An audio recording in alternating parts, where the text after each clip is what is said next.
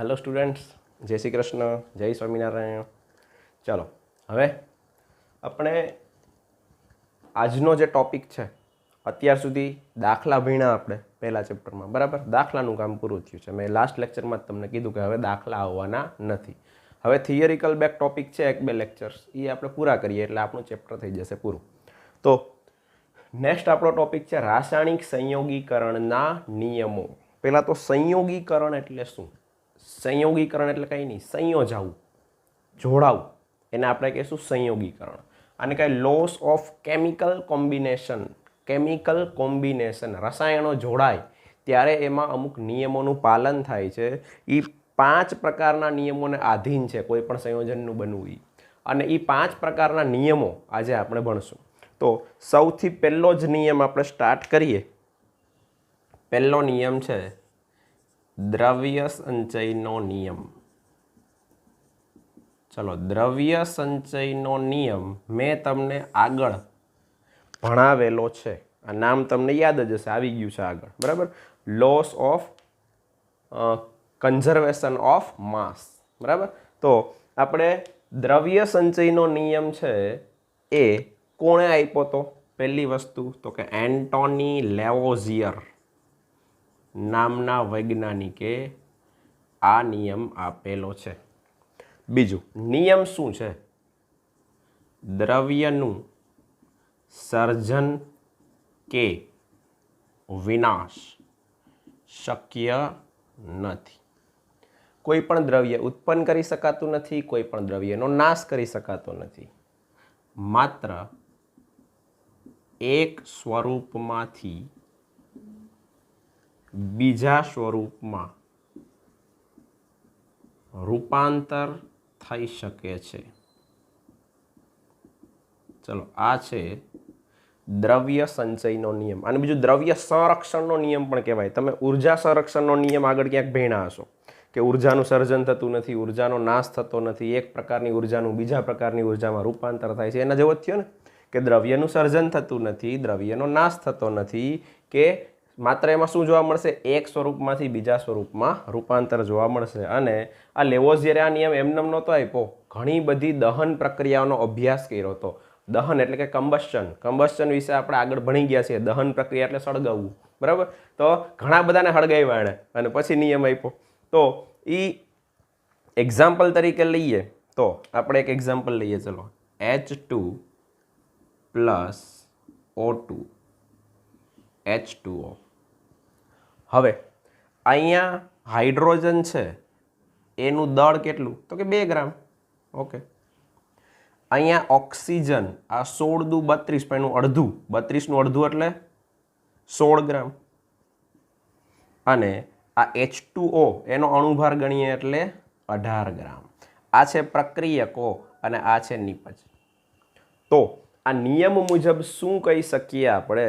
તો કે ડાબી બાજુ એટલે કે પ્રક્રિયક બાજુ જેટલું દળ છે એટલું જ દળ નિપજ બાજુ પણ છે। એટલે કે આ બેનો સરવાળો કરો તમે તો કેટલો થાય? 18 થાય, બરાબર। તો આ જ છે દ્રવ્ય સંચયનો નિયમ। અને આ માત્ર દળને જ લાગુ પડે છે, દળનો સરવાળો કરવાનો છે હો।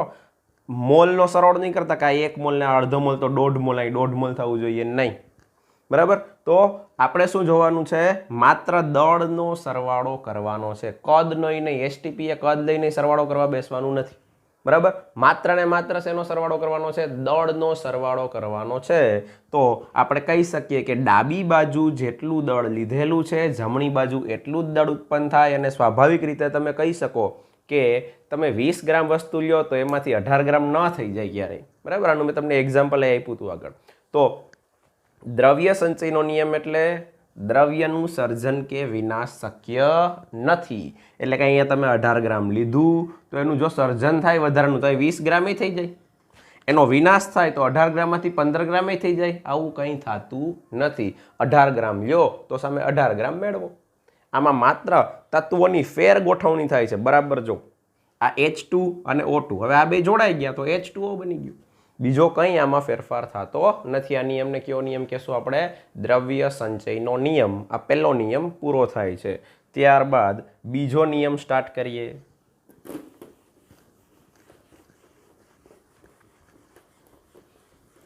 ચલો બીજો નિયમ છે નિશ્ચિત પ્રમાણનો નિયમ. બીજો નિયમ આપણે લેશું નિશ્ચિત પ્રમાણનો નિયમ.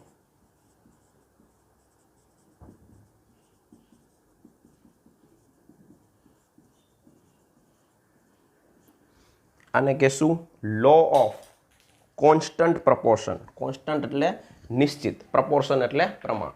તો લો ઓફ કોન્સ્ટન્ટ પ્રપોર્શન, અને આ કોણે આપ્યો તો એ તમને કહું.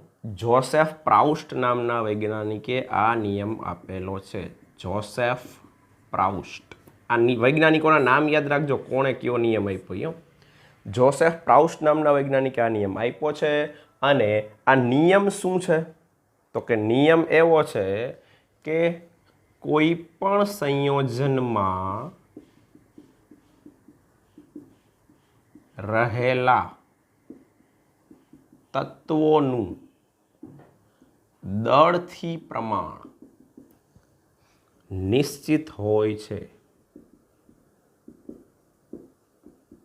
હાલો, નિશ્ચિત પ્રમાણ નિયમમાં જ છે, તો આપણે કે દળથી પ્રમાણ નિશ્ચિત હોય છે.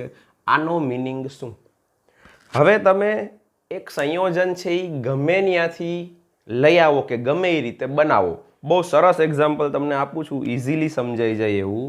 હાલો, પાણી કઈ કઈ રીતે બને? હાલો, તો કે H2 પ્લસ હાફ O2. તો આ બે ભેગા થઈને શું બનાવે? H2O. હાલો, આ બે ભેગા થઈ આપણે ઉલટી પ્રક્રિયા લખીએ. આમ લખો તો ભલે, આમ લખો તો ભલે. હાલો, તો H2 ને હાફ O2 બે ભેગા થઈને શું બનાવશે? પાણી. હાલો, આ સિવાય પાણી બીજે ક્યાંથી આપણે અલગ અલગ જગ્યાએથી પાણી ભરી આવીએ, અલગ અલગ સ્ત્રોતની વાત કરીએ. હાલો, જેમ કે આપણે કહીએ દરિયાનું પાણી. ઓકે, પછી આપણે કહીએ નદીનું પાણી. હાલો, વાંધો નહીં.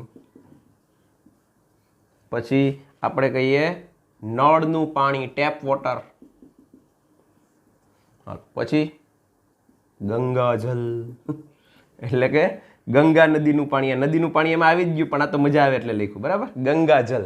ટૂંકમાં તમે આ કોઈ પણ રીતે, આ કોઈ પણ સ્ત્રોતમાંથી પાણી લઈ આવો કે પ્રયોગશાળામાં બનાવો રિએક્શન કરીને, પણ આમાં એક વસ્તુ ફિક્સ છે. આ દરેકમાં પાણીનું સૂત્ર શું હશે? H2O. બીજું શું? નળના પાણીનું અણુસૂત્ર ફરશે તો કે નહીં? બરાબર. ગંગાજલ છે તો અણુસૂત્ર જુદું હોય છે તો કે નહીં? અણુસૂત્ર ફિક્સ જ છે. શું? H2O.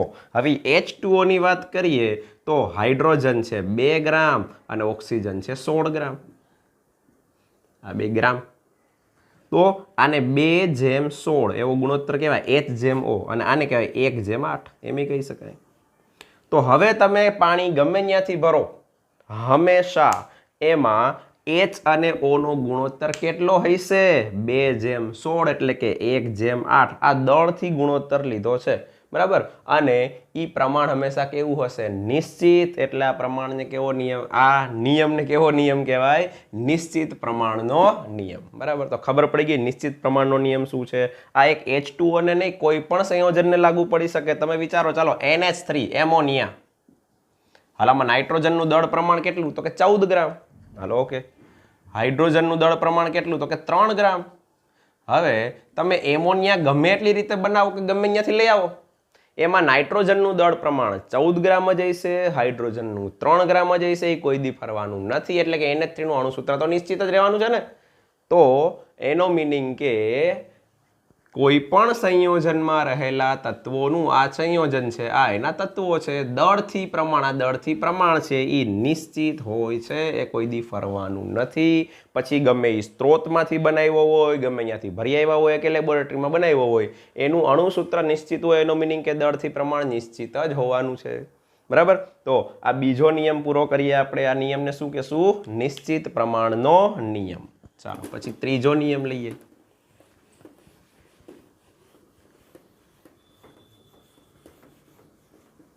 ત્રીજો નિયમ આવશે ગુણક પ્રમાણનો નિયમ. નિયમ નંબર 3.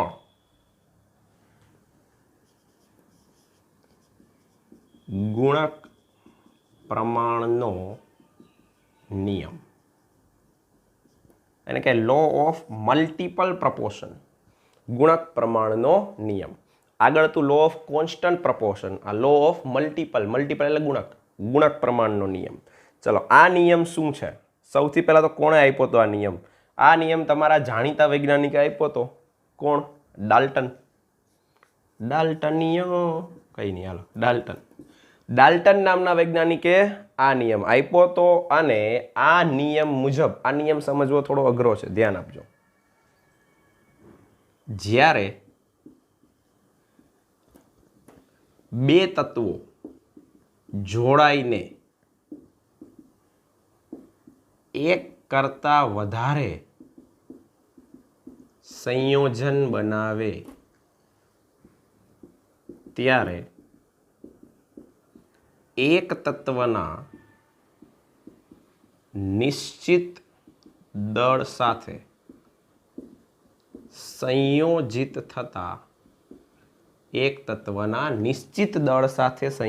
થતા બીજા તત્વના જુદા જુદા દળ, જોજો એક તત્વનું નિશ્ચિત દળ એની સાથે સંયોજિત થતા બીજા તત્વના જુદા જુદા દળને એક સાદા ગુણોત્તર વડે દર્શાવી શકાય છે.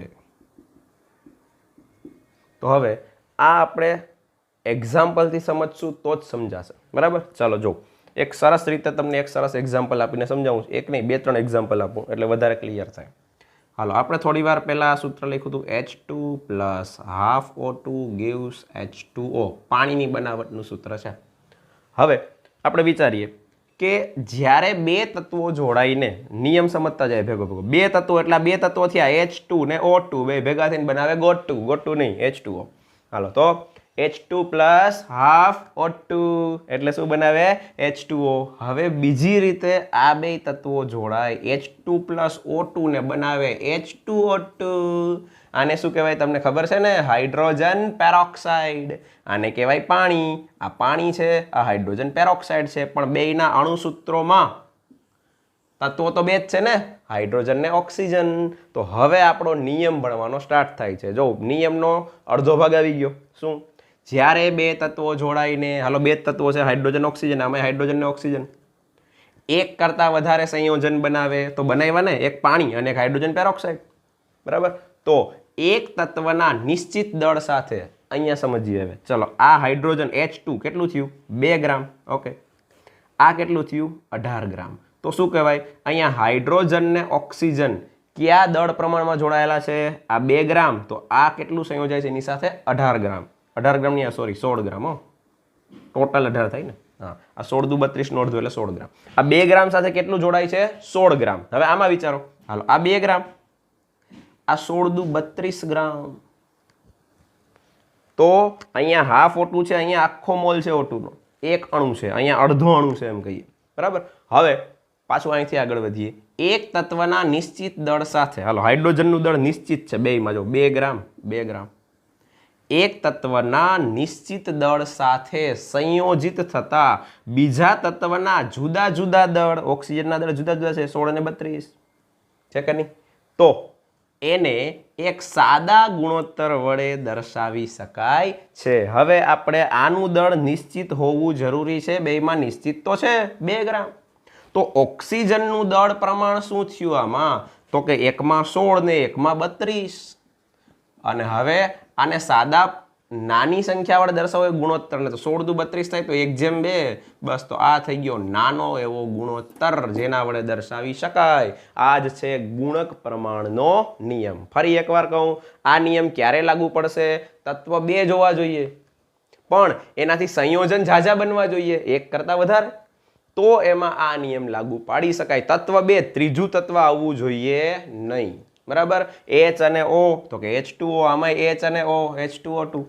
પણ એમાં H અને O તત્વો તો 2 જ છે. આનું દળ નિશ્ચિત લઈ ગયો 2 ગ્રામ, ને આના દળ અલગ અલગ થઈ ગયા 16 ગ્રામ ને 32 ગ્રામ. તો આ બેયનો રેશિયો શું? 1/2.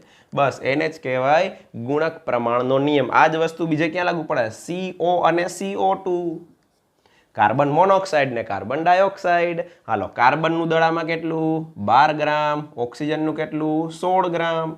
આમાં કાર્બનનું 12 ગ્રામ, ઓક્સિજનનું 16 દુ ને 32 ગ્રામ. તો આ થઈ ગયું નિશ્ચિત દળ. એની સાથે સંયોજિત થતા બીજા તત્વના જુદા જુદા દળ 16:32 1:2. ચાલો, તો કાર્બન મોનોક્સાઇડ કાર્બન ડાયોક્સાઇડમાં લાગુ પાડી શકાય. ઘણી બધી જગ્યાએ લાગુ પડે. જ્યાં એક કરતાં વધુ સંયોજન બનતા હોય અહીંયા બધે લાગુ પડે ને. હજી એક્ઝામ્પલ લઈએ ચાલો, જેથી આ નિયમ વધારે ક્લિયર થાય. આવા ક્વેશ્ચન એકાદી વાર આવેલ છે, બહુ કંઈ એટલું ઇમ્પોર્ટન્ટ નથી, પણ માની લો કે એવું ક્વેશ્ચન આવે, નાઇટ્રોજનના વિવિધ ઓક્સાઇડમાં ઓક્સિજનનું જુદું જુદું પ્રમાણ કયા નિયમ દ્વારા સમજાવી શકાય? તો શું આવે? ગુણક પ્રમાણનો નિયમ. તમારે અહીંયાથી વિચારો, નાઇટ્રોજનના જુદા જુદા ઓક્સાઇડ, ઓક્સાઇડ એટલે ઓક્સિજન સાથેના સંયોજનો, બરાબર? તો નાઇટ્રોજનના વિવિધ ઓક્સાઇડ એટલે કે તત્વ બે જ, પણ વિવિધ ઓક્સાઇડ એટલે સંયોજન ઝાઝા. સમજાણું? તો એમાં ઓક્સિજનનું જુદું જુદું પ્રમાણ, નાઇટ્રોજનનું ફિક્સ પ્રમાણ, ઓક્સિજનનું પ્રમાણ જુદું જુદું. તો એ કયા નિયમ વડે સમજાવી શકાય? તો શું આવે? ગુણક પ્રમાણનો નિયમ. બરાબર? હાલો, ત્યાંથી આગળ જોઈએ. હવે આગળ નાઇટ્રોજનના ઓક્સાઇડની જ વાત કરી લઈએ. ચલો, હાલો, નાઇટ્રોજન ક્યાં ક્યાં ઓક્સાઇડ બનાવે? N2O, NO, N2O3, N2O4, N2O5. બરાબર? આ 5 પ્રકારના ઓક્સાઇડ બનાવે નાઇટ્રોજન. આને કહેવાય નાઇટ્રસ ઓક્સાઇડ. નાઇટ્રસ ઓક્સાઇડ, જે હાસ્ય વાયુ તરીકે પણ ઓળખાય છે. બરાબર? હાલો, એટલે કે ઈ ટૂંકમાં આમ છોડી દો ને, માણસો બેઠા હોય ને હાસ્ય વાયુ છોડી દો તો મેળે મેળે દાંત કાઢવા માંડે, હી કરવા માંડે. બરાબર? તો એને આપણે કહેશું નાઇટ્રસ ઓક્સાઇડ. આને કહેવાય નાઇટ્રિક ઓક્સાઇડ. બરાબર? ચાલો, પછી આને કહેવાય નાઇટ્રોજન ટ્રાયઓક્સાઇડ, નાઇટ્રોજન ટેટ્રોક્સાઇડ, નાઇટ્રોજન પેન્ટોક્સાઇડ. પણ એકેય નામ હમણાં યાદ રાખવાની જરૂર નથી. હાલો, હવે આપણે આમાં પ્રમાણની વાત કરીએ. N અને O એનો રેશિયો શું છે? નાઇટ્રોજન જેમ ઓક્સિજન. હાલો, નાઇટ્રોજન આમાં 14 ગ્રામ, ઓક્સિજન 16 ગ્રામ. બરાબર? હાલો, આમાં નાઇટ્રોજન 14 ગ્રામ, ઓક્સિજન 16 ગ્રામ. આમાં 28 ગ્રામ, આ 16 તેરી 48. હાલો, પછી આ પાછું 28 ગ્રામ, 16 ચોકું 64. આ 28 ગ્રામ, 16 પંચા 80. હવે નિશ્ચિત દળ રાખવાનું છે એક તત્વનું, એટલે આ 14 છે તો બધું 14 હોવું જોઈએ. તો આને અડધું કરો તો આ અડધું જ થશે, કારણ કે કોન્સ્ટન્ટ પ્રપોર્શન, એટલે કે પ્રમાણ તો ફિક્સ હોય, એક અડધું તો બે અડધું. ચાલો, તો આને તમે 14 કરો તો આ કેટલું થાય? તો કે 8. બરાબર? આ તો 14 જ છે. હાલો, આને પાછું અડધું કરો તો આનું અડધું કેટલું થાય? 24. હાલો, આને 14 કરો, આનું અડધું કેટલું થાય? 32. આ 14 કરો, આ કેટલું થાય? 40. હવે જો, એક તત્વનું નિશ્ચિત દળ છે 14 ગ્રામ, એની સાથે સંયોજિત થતા બીજા તત્વના વિવિધ દળ, બીજું તત્વ છે ઓક્સિજન, આ વિવિધ દળ થયા. બરાબર? જુદા જુદા દળ. હવે આ બધા દળને આપણે લખીએ 8:16:24:32:40. તો આ 1:2:3:4:5. 8 × 8 = 16, 8 × 3 = 24, 8 × 32 8 × 5 = 40. 1:2:3:4:5 સાદો ગુણોત્તર થઈ ગયો. બરાબર? તો આમાં કયા નિયમનું પાલન થાય છે? એમ કહેવાય ગુણક પ્રમાણનો નિયમ. તો અહીંયા ત્રીજો નિયમ પણ પૂરો થાય છે. ત્યારબાદ લઈએ નિયમ નંબર 4. ટોટલ 5 નિયમો છે અને એના પછી એક ડાલ્ટનનો સિદ્ધાંત. એ આ નિયમોમાં નથી આવતો, એ અલગ છે. એટલું ભણીએ એટલા થિયરિકલ પોર્શન એક પૂરો થાય આપણો. હાલો, તો નિયમ નંબર 4. આ નિયમ પણ મેં તમને આગળ ભણાવેલો છે. ગેલ્યુસેકનો વાયુમય કદનો નિયમ. આ નિયમ કોણે આપ્યો? તો શરૂઆત જ છે ગેલ્યુસેકનો, ત્યાંથી તો સ્ટાર્ટ છે. તો ગેલ્યુસેક સાયન્ટિસ્ટનું નામ છે. બરાબર? તો ગેલ્યુસેક નામના વૈજ્ઞાનિકે આ નિયમ આપ્યો તો વાયુમય કદનો નિયમ. તો આ નિયમ માત્ર કોને લાગુ પડશે? વાયુઓને જ લાગુ પડશે, બીજા કોઈને લાગુ પડશે નહીં. તો કોણે આપ્યો તો એ અહીંયા જ આવી ગયું છે. ગેલ્યુસેક નામના વૈજ્ઞાનિકે આપ્યો તો હવે એ નિયમ શું દર્શાવે છે એ આપણે જોઈએ. જ્યારે કોઈ રાસાયણિક પ્રક્રિયામાં વાયુઓ સંયોજાય કે ઉત્પન્ન થાય, જો પેલા તો એ રાસાયણિક પ્રક્રિયા કેવી હોવી જોઈએ ક્લિયરલી મગજમાં રાખજો. વાયુમય, નામમાં જ છે વાયુમય કદનો નિયમ. આ ક્લિયરલી સમજજો. વાયુઓ સંયોજાય કે ઉત્પન્ન થાય એટલે કે જોડાય કે બને, બરાબર, વાયુઓ હોવા જોઈએ.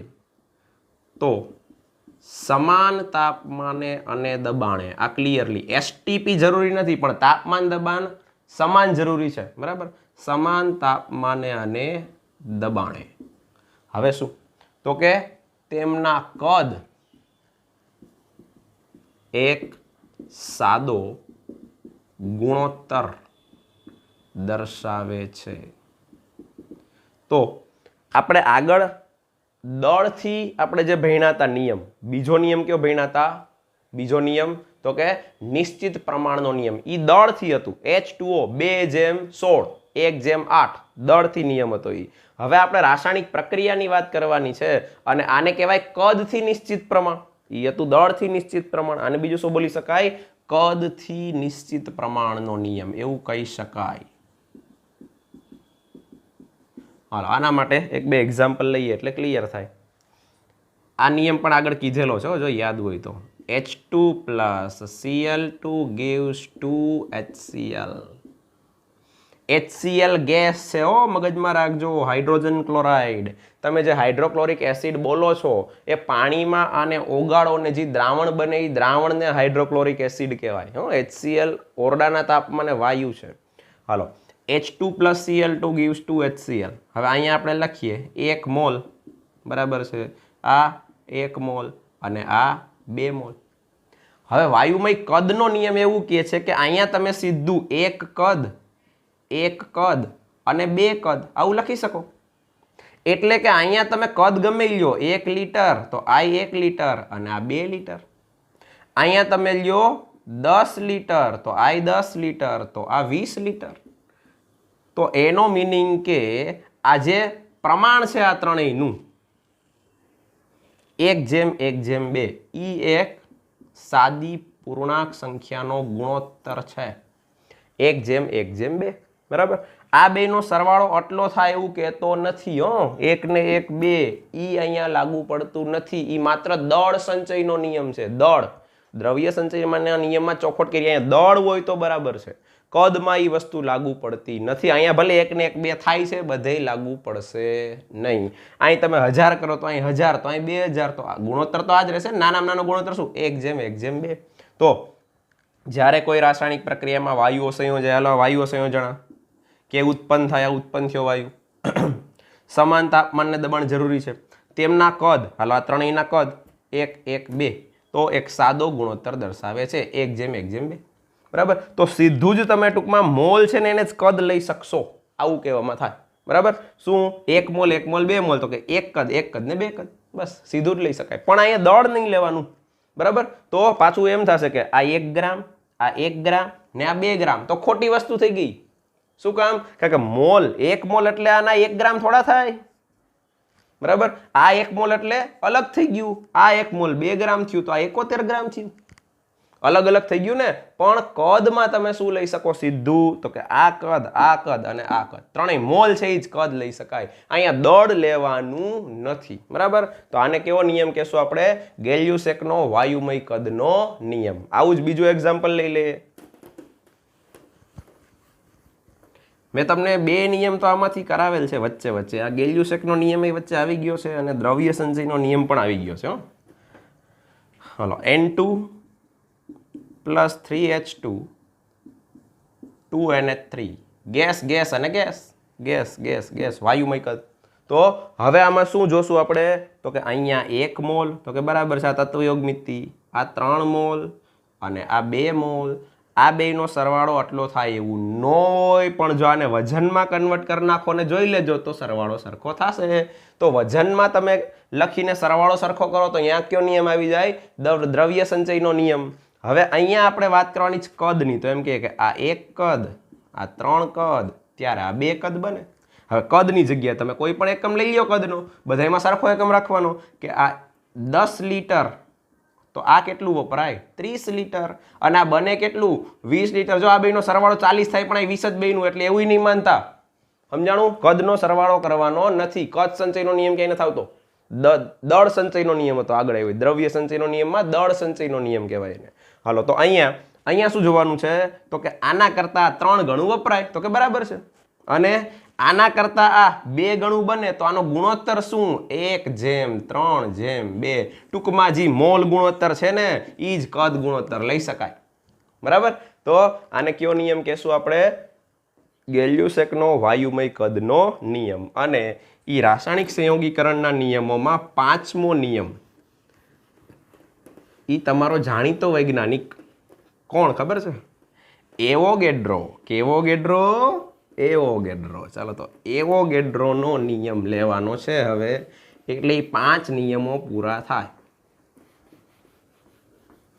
હાલો તો નેક્સ્ટ લઈએ આપણે એવોગેડ્રોનો નિયમ 5મો નિયમ કોણે આપ્યો તો નામ તો છે એવોગેડ્રો એટલે તો એવોગેડ્રોનો નિયમ કહેવાય એને હાલો એવોગેડ્રોનો નિયમ શું છે એ જોઈએ સમાન તાપમાને અને દબાણે એસટીપી જરૂરી નથી હો ખાલી સમાન હોવું જોઈએ સમાન તાપમાને અને દબાણે સમાન કદ ધરાવતા જુદા જુદા વાયુઓમાં અણુઓની સંખ્યા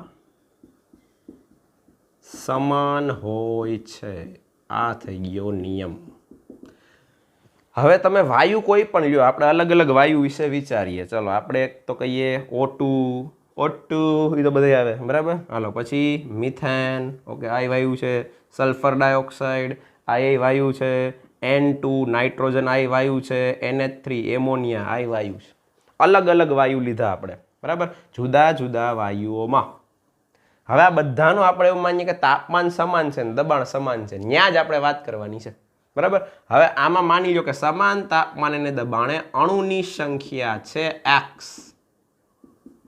હવે આનું તાપમાન ને દબાણ જો ઈ જ હોય ને તો એમાંય અણુની સંખ્યા થશે x બરાબર તો આમાંય થશે x આમાંય x અને આમાંય x એટલે ગમે એક આંકડો લઈ લો તમે માની લો કે આ આંકડાને તમે લો 3 × 10⁻³ બરાબર આ એક આંકડો થઈ ગયો તો આમાં આટલા હશે તો આ બધાયમાં એટલા જ હશે બરાબર તો શું થયું સમાન તાપમાન અને દબાણે સમાન કદ ધરાવતા કોઈ જુદા જુદા વાયુમાં અણુની સંખ્યા સમાન હશે પણ આ અણુની સંખ્યા કેટલા ભાગમાં તો કે હજી એક વર્ડ છે જો સમાન તાપમાન દબાણ તો આવ્યું સમાન કદ એટલે કે એમ કે 100 ml હાલો તો એમ કે સમાન તાપમાન અને દબાણે O2 છે એ 100 ml લીધું અને એમાં અણુની સંખ્યા છે x એટલે આવો કોઈ આંકડો તો હવે જો મિથેન 100 ml લઈએ તો કે એમાંય x જ હોય આ 100 ml લઈએ તો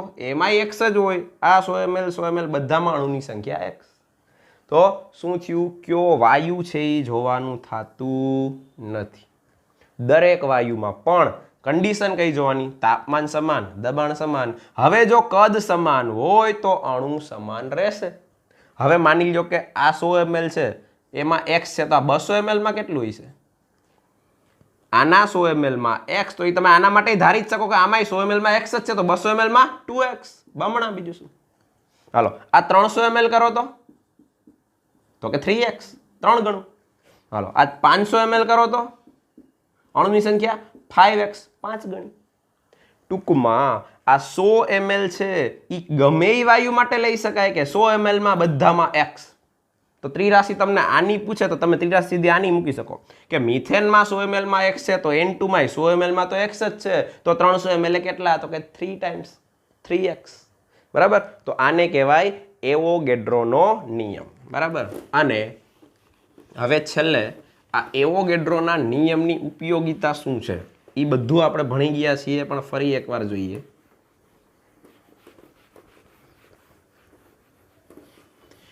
એવોગેડ્રોનો નિયમ એના ઉપરથી આપણે 1 મોલ હાલો સૌથી પહેલા 1 મોલ એટલે શું આપણે બહુ ભણ્યા છીએ મોલ તો કે એક તો 22.4 લીટર કદ કહેવાય બરાબર 22,400 ml કહેવાય આ ક્યારે તો કે એનટીપી અથવા એસટીપી એનટીપી શબ્દ મેં તમને ક્યારેય કીધો નથી પણ આ બે સેમ જ છે આને કહે સ્ટાન્ડર્ડ ટેમ્પરેચર એન્ડ પ્રેશર આને કહે નોર્મલ ટેમ્પરેચર એન્ડ પ્રેશર બરાબર, પણ બેયનું મૂલ્ય સેમ જ લેવામાં આવે છે અને એટલે એનટીપી એસટીપી એ કદ કેટલું લેવાનું થાય 22.4 લીટર, પણ આ માત્ર કોને લાગુ પડે? વાયુને.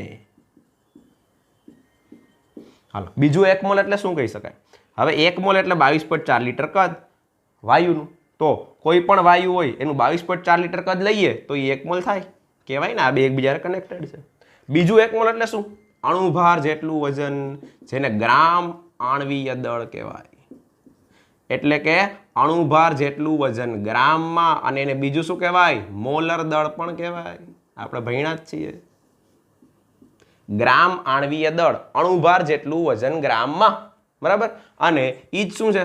મોલર દળ. એ 1 મોલનું જ વજન હોય ને, બરાબર. હાલો, હવે તો કે 1 મોલ એટલે અણુભાર જેટલું વજન, તો અણુભાર જેટલા વજનને 1 મોલ કહેવાય. ઓકે, હાલો પછી આગળ વિચારીએ.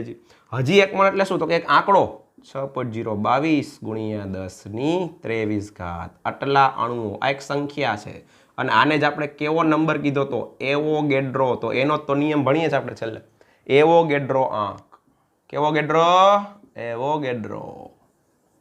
હાલો, હવે તો કે અણુભાર જેટલું વજન હોય તો એમાં આટલા અણુ હોય, 1 મોલ થયું નહીં, તો આટલા અણુ હોય તો એ અણુભાર જેટલું વજન ધરાવે.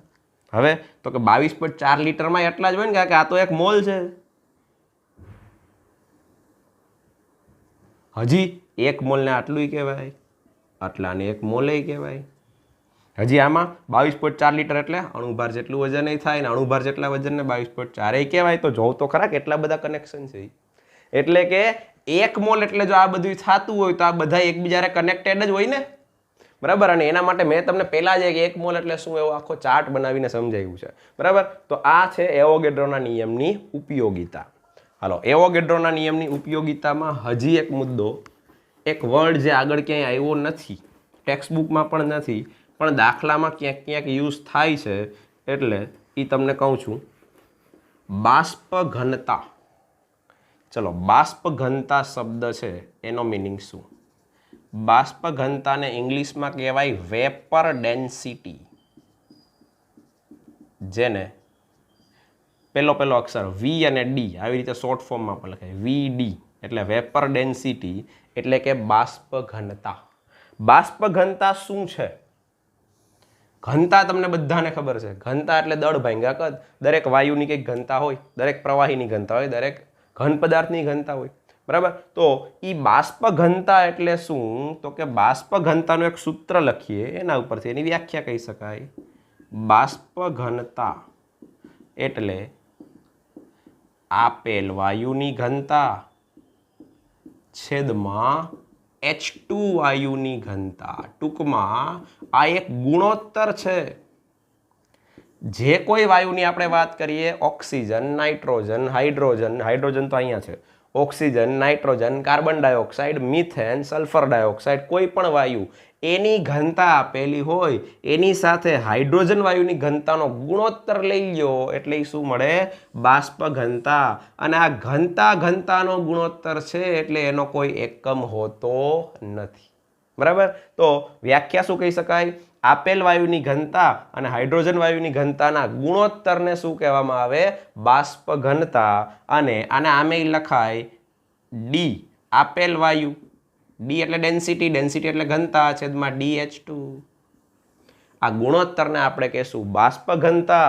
આના વિશે બહુ ઊંડું ઉતરવાની જરૂર નથી. એક સૂત્ર તમારે દાખલામાં આવશે, એ તમારે યાદ રાખવાનું છે કે કોઈ પણ અણુભાર જ્યારે લેવાનો થાય તો અણુભાર એટલે 2 ગુણ્યા બાષ્પ ઘનતા. બસ આ સંબંધ એક મોસ્ટ ઇમ્પોર્ટન્ટ છે, યાદ રાખવાનો. બાષ્પ ઘનતા આપી હોય અને 2 વડે ગુણો એટલે સીધો અણુભાર મળશે.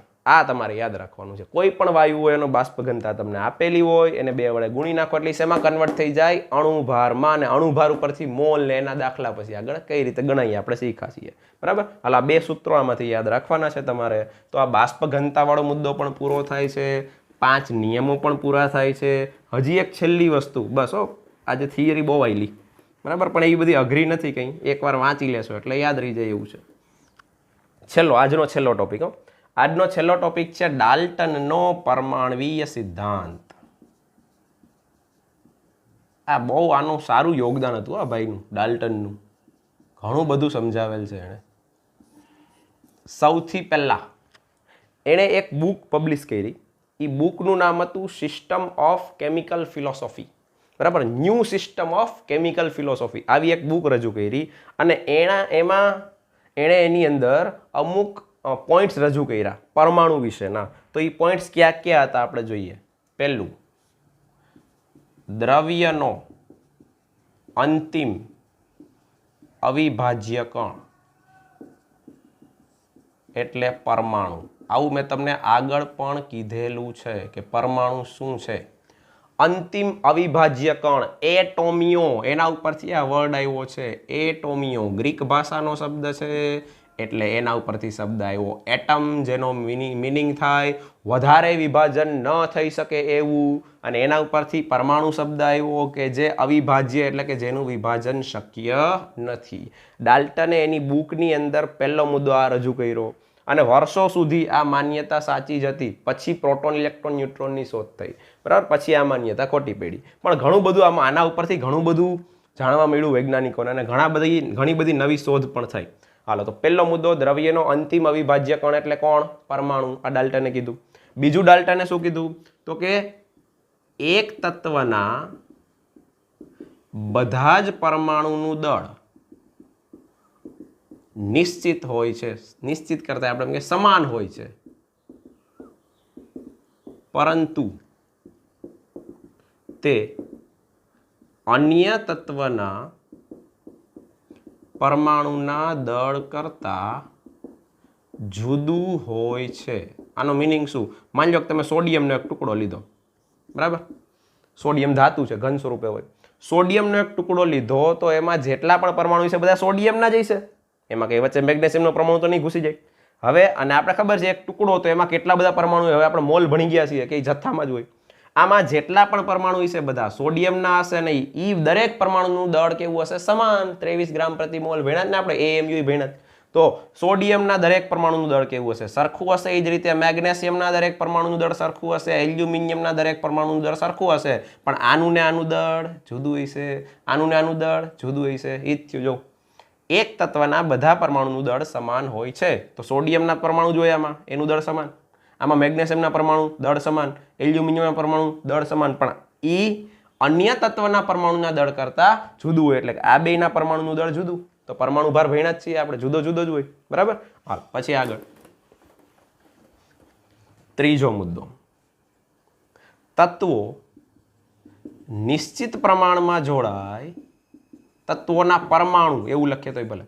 નિશ્ચિત પ્રમાણમાં જોડાઈને સંયોજન બનાવે છે. જેમ કે H2O 2:1, આ ફિક્સ જ છે. NH3 1:3, આ ફિક્સ જ છે. તો આજ તો નિયમ આજે ભણી ગયા. નિશ્ચિત પ્રમાણના નિયમમાં આજ તો હતું.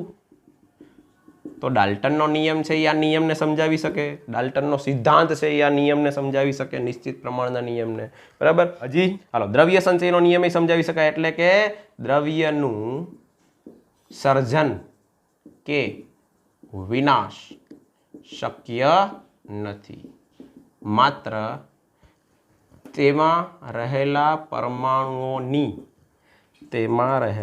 પરમાણુઓની ફેરગોઠવણી શક્ય છે. તો આ કયો નિયમ થઈ ગયો? વિચારી લો.